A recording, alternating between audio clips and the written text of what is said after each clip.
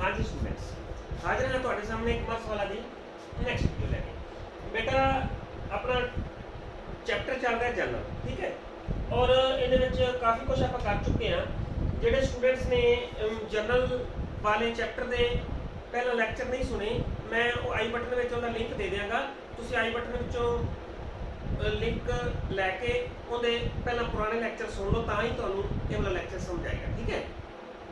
ਹੁਣ ਜਨਰਲ ਦੇ ਵਿੱਚ ਕਾਫੀ ਆਪਾਂ ਟ੍ਰੀਟਮੈਂਟ ਕੀਤੇ ਆ, ਬਹੁਤ ਸਾਰੀਆਂ ਟ੍ਰਾਂਜੈਕਸ਼ਨਸ ਦੇ ਟ੍ਰੀਟਮੈਂਟ ਕੀਤੇ ਆ। ਹੁਣ ਨੈਕਸਟ 4 ਤਰ੍ਹਾਂ ਦੀਆਂ ਟ੍ਰਾਂਜੈਕਸ਼ਨਸ ਹੁੰਦੀਆਂ ਨੇ ਜਿਨ੍ਹਾਂ ਦਾ ਆਪਾਂ ਟ੍ਰੀਟਮੈਂਟ ਕਰਨ ਜਾ ਰਹੇ ਹਾਂ। ਧਿਆਨ ਦਿਓ, ਪਹਿਲਾਂ ਤਾਂ ਗੁੱਡਸ ਗਿਵਨ ਐਜ਼ ਚੈਰਿਟੀ। ਮੰਨ ਲਓ ਆਪਾਂ ਵਪਾਰ ਦੇ ਵਿੱਚੋਂ ਵਸਤੂਆਂ ਜਿਹੜੀਆਂ ਉਹ ਚੈਰਿਟੀ ਮਤਲਬ ਹੁੰਦਾ ਦਾਨ, ਚੈਰਿਟੀ ਦਾ ਮਤਲਬ ਦਾਨ ਦੇ ਦਿੰਦੇ ਆ, ਠੀਕ ਹੈ ਨਾ। ਉਹਦੀ ਕੀ ਟ੍ਰੀਟਮੈਂਟ ਹੋਏਗੀ? ਦੇਖੋ ਨਾ, ਆਪਾਂ ਇੱਕ ਗੱਲ ਕੀਤੀ ਹੈ ਵੀ ਵਪਾਰ ਦੇ ਵਿੱਚੋਂ ਜੇ ਕੁਝ ਵੀ ਲੈਣ ਦੇਣ ਹੁੰਦਾ ਹੈ ਤਾਂ ਉਹਦੀ ਅਕਾਊਂਟਿੰਗ ਟ੍ਰੀਟਮੈਂਟ ਹੁੰਦੀ ਹੈ, ਉਹਨੂੰ ਕਿਤਾਬਾਂ ਦੇ ਵਿੱਚ ਰਿਕਾਰਡ ਕੀਤਾ ਜਾਂਦਾ ਹੈ। ਹੁਣ ਆਪਾਂ ਦਾਨ ਦਿੱਤਾ, ਵਸਤੂਆਂ ਦਾਨ ਦਿੱਤੀਆਂ ਤੇ ਆਪਣੀ ਵਪਾਰ ਦੇ ਵਿੱਚੋਂ ਵਸਤੂਆਂ ਗਈਆਂ, ਇਹਦਾ ਮਤਲਬ ਵਪਾਰ ਦੇ ਵਿੱਚ ਕੁਝ ਨਾ ਕੁਝ ਗਿਆ।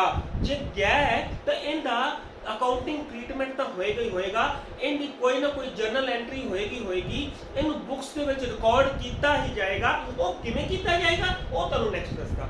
ਨੈਕਸਟ ਹੈ ਬੱਚੇ distribution of goods as samples. ਮੰਨ ਲਓ ਜਿਵੇਂ ਆਪਾਂ ਦੁਕਾਨਾਂ ਤੇ ਜਾਂਦੇ ਆ ਤੇ ਜਿਹੜੇ ਕੰਪਨੀਆਂ ਵਾਲੇ ਨੇ ਕੁਝ ਸੈਂਪਲਸ ਦੇ ਤੌਰ ਤੇ ਆਪਾਂ ਨੂੰ ਸੈਂਪਲ ਦੇ ਜਾਂਦੇ ਨੇ, ਹਨਾ, ਸੈਂਪਲ ਦੇ ਜਾਂਦੇ ਨੇ। ਉਹ ਸੈਂਪਲ ਵੀ ਇੱਕ ਐਡਵਰਟਾਈਜ਼ਮੈਂਟ ਦਾ ਹੀ ਹਿੱਸਾ ਹੁੰਦਾ ਹੈ ਵੀ ਤੁਸੀਂ ਆਹ ਸੈਂਪਲ ਲਓ, ਇਹ ਸੈਂਪਲ ਲੋਕਾਂ ਨੂੰ ਦਿਓ ਤੇ ਜੇ ਉਹਨਾਂ ਨੂੰ ਪਸੰਦ ਆਏ ਤਾਂ ਅਸੀਂ ਤੁਹਾਨੂੰ ਹੋਰ ਮਤਲਬ ਆਰਡਰ ਦੇ ਦੇਵਾਂਗੇ। ਉਹ ਸੈਂਪਲ ਇੱਕ ਤਰ੍ਹਾਂ ਦੀ ਐਡਵਰਟਾਈਜ਼ਮੈਂਟ ਦਾ ਹੀ ਭਾਗ ਹੁੰਦਾ ਹੈ। ਕਿਉਂਕਿ ਉਹ ਸੈਂਪਲ ਦੇ ਸਿਰ ਤੇ ਉਹਨਾਂ ਦੀਆਂ ਵਸਤੂਆਂ ਵੀ ਵਿਕਣੀਆਂ ਹੁੰਦੀਆਂ ਨੇ ਤੇ ਜਿਸ ਸਿਰ ਤੇ ਉਹਨਾਂ ਦੀਆਂ ਵਸਤੂਆਂ ਵਿਕਣੀਆਂ ਨੇ, ਜਿਸ ਚੀਜ਼ ਦੇ ਜਿਸ ਨਾਮ ਤੇ ਉਹਨਾਂ ਦੀਆਂ ਵਸਤੂਆਂ ਵਿਕਣੀਆਂ ਨੇ, ਉਹਨੂੰ ਐਡਵਰਟਾਈਜ਼ਮੈਂਟ ਹੀ ਕਹਿੰਦੇ ਆ, ਠੀਕ ਹੈ। ਹਾਂ, ਇਹ ਹੈਗਾ ਸੈਂਪਲ ਦੇ ਤੌਰ ਤੇ। ਨੈਕਸਟ ਹੈ ਡਰਾਇੰਗਸ ਬਾਰੇ ਤੁਹਾਨੂੰ ਪਹਿਲਾਂ ਹੀ ਪਤਾ ਹੈ ਵੀ ਜਦੋਂ ਵੀ ਕੋਈ ਮਾਲਕ ਆਪਣੇ ਪਰਸਨਲ ਯੂਜ਼ ਵਾਸਤੇ ਬਿਜ਼ਨਸ ਵਿੱਚੋਂ ਕੋਈ ਵਸਤੂਆਂ ਕਢਾਉਂਦਾ ਹੈ ਜਾਂ ਕੈਸ਼ ਕਢਾਉਂਦਾ ਹੈ, ਉਸ ਚੀਜ਼ ਨੂੰ ਕੀ ਕਹਿੰਦੇ ਆਪਾਂ?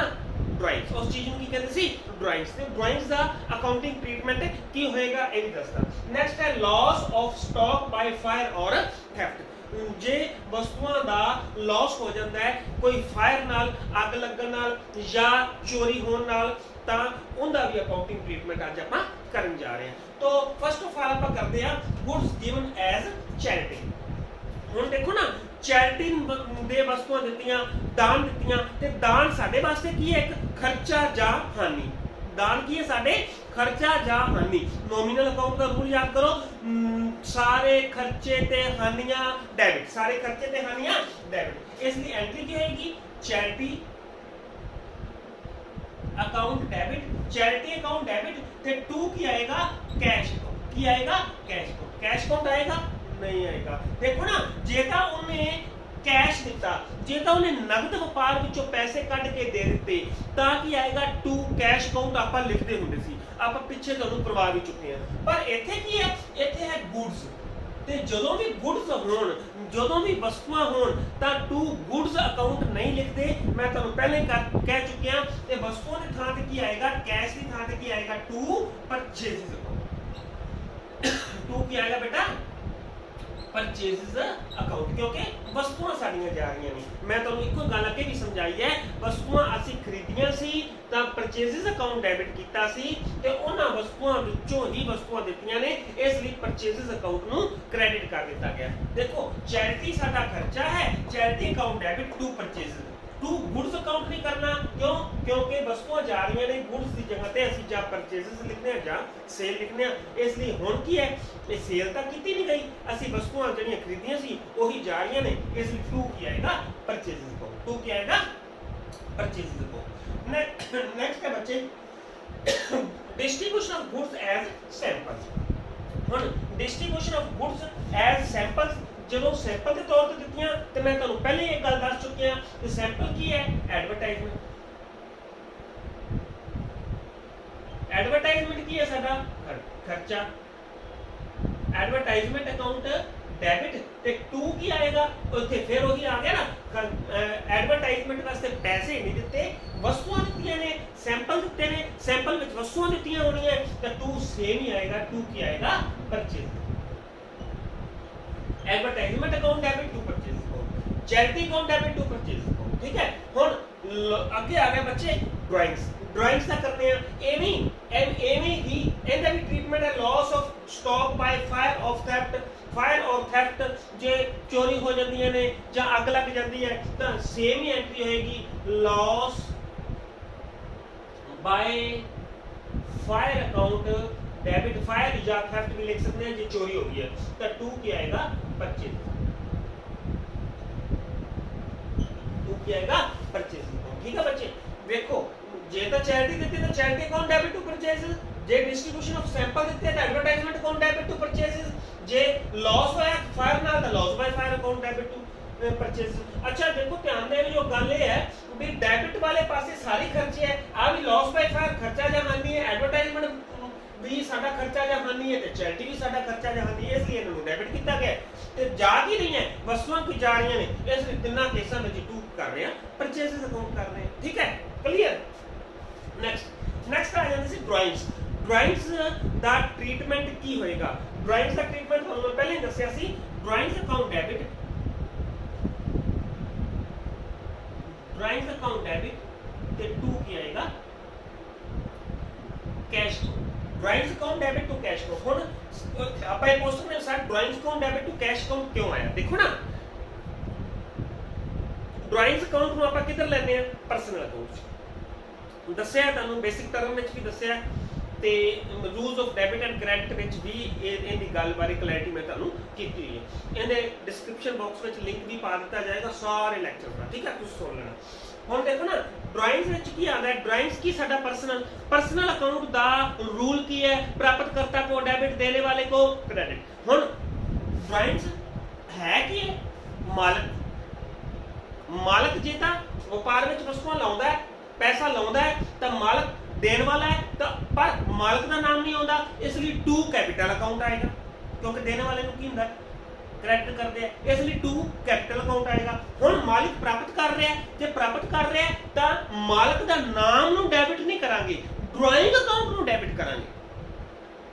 क्यों? क्योंकि मालिक का नाम कदे भी किताबां दे विच नहीं आता, इसलिए ड्राइंग अकाउंट की हो गया डेबिट, ते कैश साडे कोलों जा रहा है, साडे कोल कैश की है, जा रहा है, इसलिए कैश क्रेडिट होएगा।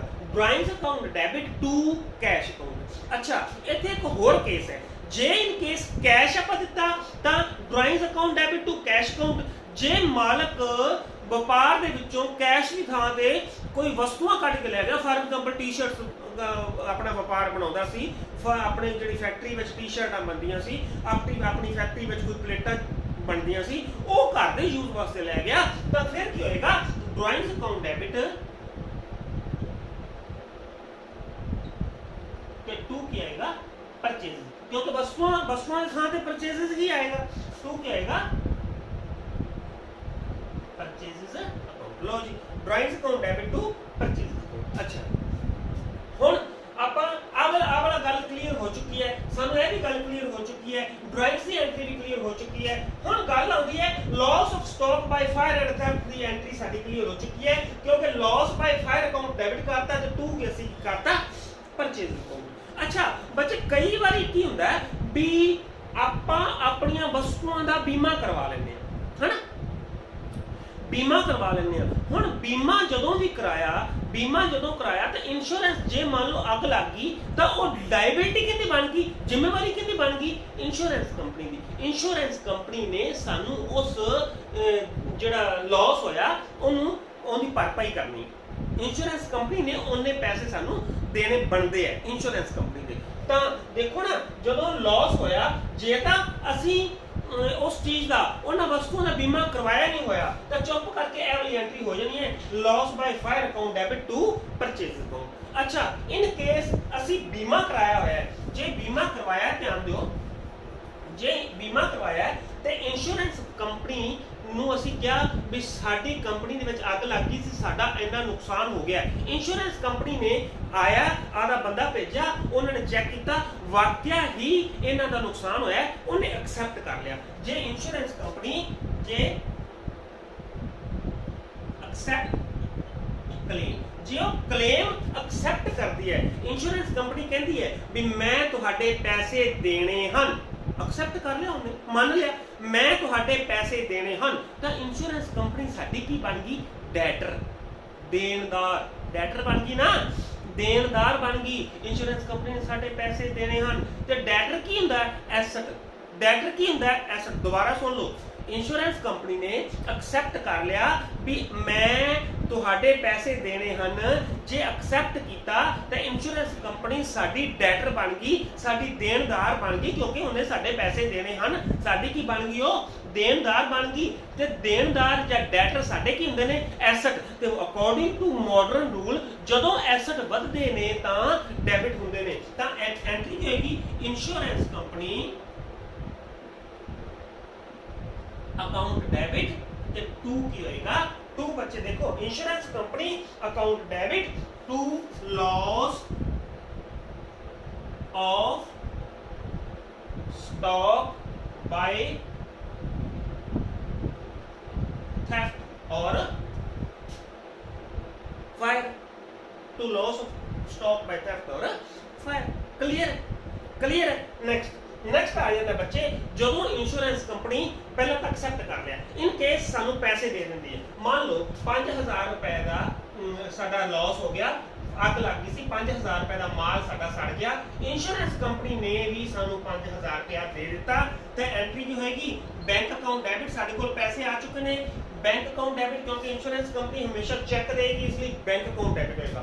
ਬੈਂਕ ਅਕਾਊਂਟ ਡੈਬਿਟ ਤੇ ਟੂ ਕੀ ਆਏਗਾ? Bank account debit to insurance company कितना? 5000। लो जी 5000 रुपए इंश्योरेंस कंपनी ने सानू दे दिते। Bank account debit to insurance. हुन इंश्योरेंस कंपनी इथे क्रेडिट देखो ना, पहला डेबिट कीता सी इंश्योरेंस कंपनी ने, क्योंकि साडी डेटर सी, डेटर वध गए, एसेट वध गए तो डेबिट करता। हुन इंश्योरेंस कंपनी ने सानू पैसे दे दिते, साडा डेटर खत्म हो गए, देनदार साडे खत्म हो गए, एसेट घट गए, इसलिए एसेट घट के असीं की करता? क्रेडिट करता। बैंक पैसा साडे कोल आ रहा है, इसलिए असीं बैंक नूं भी की कीता सी? डेबिट कीता। क्लियर? कैश साडे कोल आ रहा है। क्लियर? या पर्सनल दा अकाउंट का रूल याद कर लो, बैंक जो है प्राप्त करना है। क्लियर? नेक्स्ट आ गया बच्चे, नेक्स्ट है इन केस साडे कोल 5000 रुपए का क्लेम आया सी, इंश्योरेंस कंपनी ने अब बंदा भेजा, इन्वेस्टिगेशन कराई, वो कहंदी नहीं तुहानू असीं 3000 रुपया देवांगे ते 3000 रुपए का ही तुहाडा क्लेम है। तो आपां की करांगे? बैंक अकाउंट डेबिट कितना आएगा? फिर बैंक अकाउंट डेबिट कितना आएगा? 3000 रुपए। ते लॉस बाय फायर और थेफ्ट कितना आएगा? 2000 रुपए। तो टू की आएगा? इंश्योरेंस कंपनी कितना? 5। टू की आएगा बच्चे? इंश्योरेंस कंपनी को 5000 लेना सी, 3000 रुपया उन्हें दे दिता है, ते 2000 रुपया साडा हानि है, लॉस है। क्यों? क्योंकि सानू इंश्योरेंस कंपनी को नहीं प्राप्त होया, इसलिए लॉस बाय फायर और थेफ्ट है जिहड़ा हानि के तौर पर डेबिट करने। नॉमिनल अकाउंट का रूल है साडा, ठीक है ना। ये सी तुहाडा अज दा लेक्चर। अज दा लेक्चर भी इन्ना ही है। नैक्सट लेक्चर में आपां इहदे नाल दा सेम एक निक्का जिहा क्वेश्चन करन जा रहे हैं। उस क्वेश्चन तो तुहानू बहुत ज़्यादा गल्लां क्लीयर हो जाएंगियां। उस क्वेश्चन तो तुहानू बहुत ज़्यादा इहदे विच नैक्सट क्वेश्चन में सारे केसेस का एक छोटा जिहा क्वेश्चन करवावांगा मैं, जिहदे विच तुहानू ईच एंड एवरीथिंग क्लीयर हो जाएगी।